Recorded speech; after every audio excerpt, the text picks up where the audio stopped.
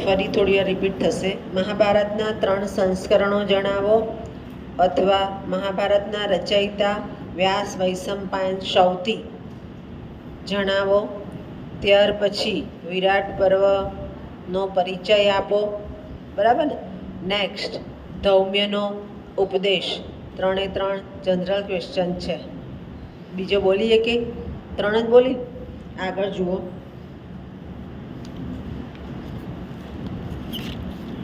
બ્રહ્મ મહોત્સવ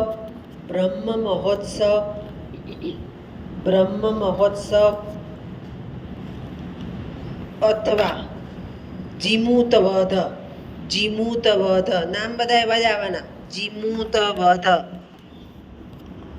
short note તરીકે પૂછાય. નેક્સ્ટ મેઇન જે વાત છે, કીચક વધ પ્રસંગ જનરલ ક્વેશ્ચન તરીકે પૂછાય. કીચક વધ પ્રસંગ જનરલ ક્વેશ્ચન તરીકે પૂછાય.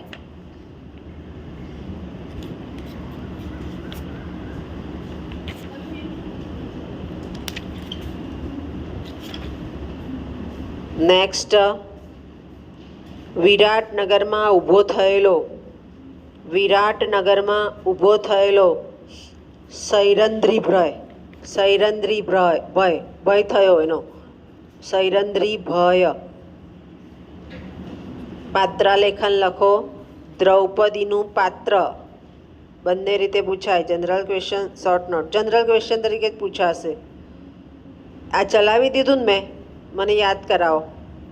દ્રૌપદીનું પાત્ર ગર્લ યાદ કરો. દ્રૌપદીનું પાત્ર ચલાવ્યું. જે લોકો બેસતા હતા ને એ લોકો યાદ કરે. જે નથી બેસતા એ તો બધું ઉપર જ જવાનું છે, બાજુમાં જાય છે ને. દ્રૌપદીનું પાત્ર ચલાવી દીધું હે ને? ઓકે. ત્યાર પછી જે કોક દિવસ આવે છે એને નહીં તાળો મળે. દ્રૌપદીનું પાત્ર. ત્યાર પછી ભીમનું પાત્ર જનરલ ક્વેશ્ચન તરીકે. કીચકનું પાત્ર જનરલ ક્વેશ્ચન તરીકે. યુધિષ્ઠિરનું પાત્ર શોર્ટ નોટ તરીકે. વિરાટ રાજનું પાત્ર શોર્ટ નોટ તરીકે. અર્જુનનું પાત્ર શોર્ટ નોટ.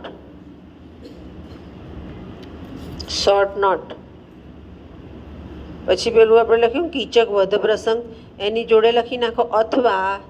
કીચક વધ લખ્યું ને ત્યાં અથવા કરો. કીચક વધ પર્વ રસદર્શન કરો. કીચક વધ પર્વ રસદર્શન કરો.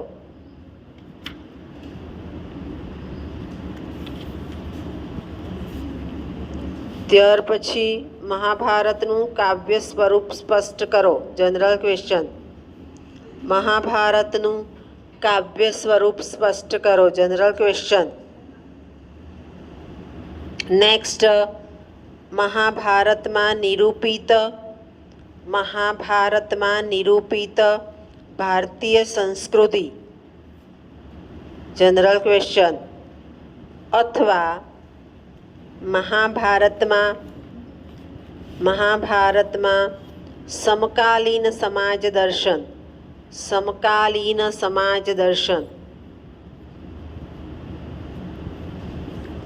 જનરલ ક્વેશ્ચન તરીકે પૂછાય જ. મહાભારતની શૈલી બંને રીતે પૂછાય. મહાભારતની શૈલી.